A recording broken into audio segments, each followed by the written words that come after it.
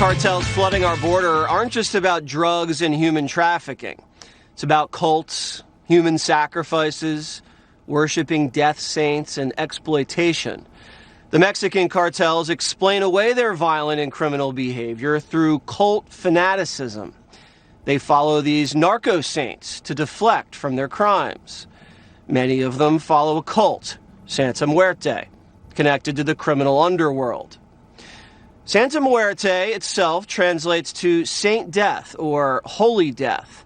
It's represented through a skeletal figure holding a scythe.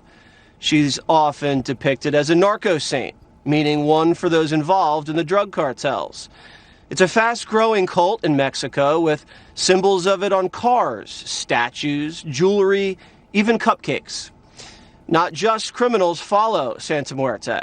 Some of the poorer class in Mexico view her more as an all-purpose saint. It's said to have millions of followers, but still Catholic and Protestant churches condemn Santa Muerte. President Felipe Calderon declared her Mexico's enemy and had her shrines for her bulldozed down in 2009. Members of the cult often wear pendants symbolizing the cult for protection. Here's a La Linea operative with a Santa Muerte pendant. Sometimes they get tattoos to give them protection for their crimes. They see it as an offering of skin.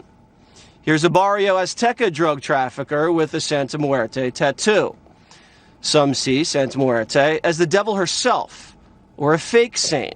Devoted to holy death, human sacrifice has become popular among the cartels. In many cases, people are killed in Santa Muerte shrines and in the form of rituals, sometimes as an offering to her. They often behead or torture people, and they believe it's all going to be okay. The cartels believe Santa Muerte is protecting them and is still going to take them to heaven no matter what crimes they commit. The Huffington Post reported many believe that she sanctions, if not blesses, such despicable deeds.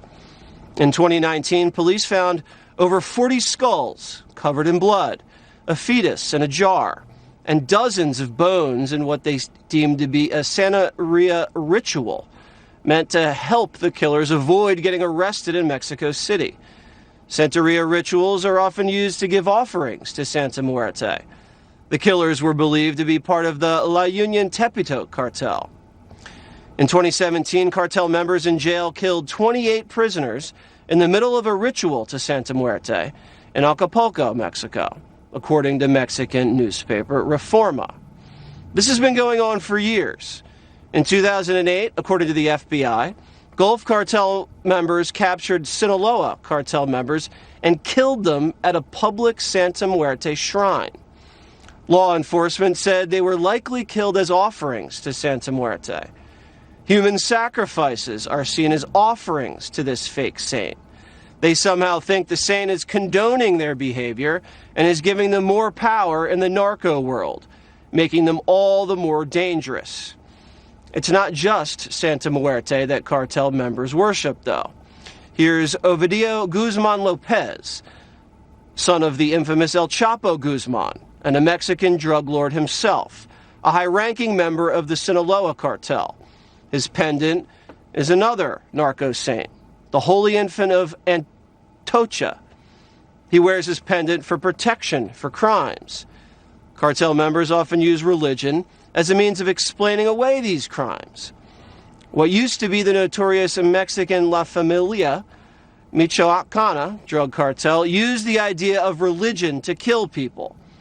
Their former leader, Nazario Moreno Gonzalez, preached that they were allowed to behead their enemies because it's their divine right to get rid of them, divine justice. It has now been reconstituted as Los Caballeros Templarios, still using the idea of religion to control their members. These cults cartel members are in make them even more dangerous and more ruthless. These are the people we're letting into our country with our open borders policies. Here to tell us more, host of No Agenda on Fox Nation, Lara Logan. First, we just want to thank Lara for doing a lot of the investigation that revealed what we just told you about. Lara, thank you for that. And tell us why Americans need to understand the cult angle to the cartel crisis. Well, this is a bottom-up phenomenon within the cults, Jesse, and it dates right back to the Aztecs, who were never really conquered by the Spanish on military tactics alone. It was smallpox that decimated them.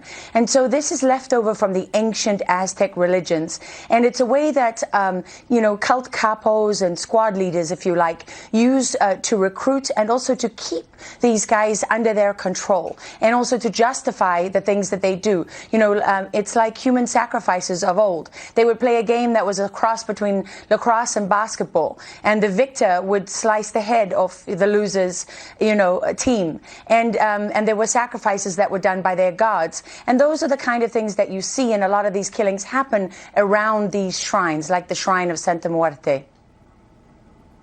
So this is an indigenous cult that goes back centuries. Does that give the cartel a firmer grip on the lower class that they smuggle across? Well, there's a distinction between the people and the cartel, and the way the people worship these saints and the way the cartels use them. Because for the people, it's part of folklore, it's part of culture.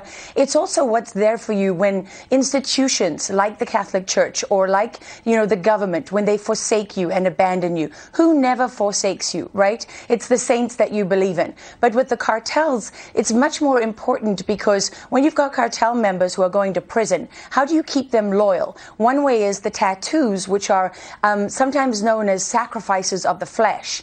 And you're giving up your flesh to the gods so that they look after you. So yes, does it give them power and control over the people? Of course. But what gives you more power and control than the combination of this sort of deep faith and the worst, most terrible and terrifying tactics of violence that you can ever imagine? Like, for example, cutting out the heart of a young girl while she's still alive.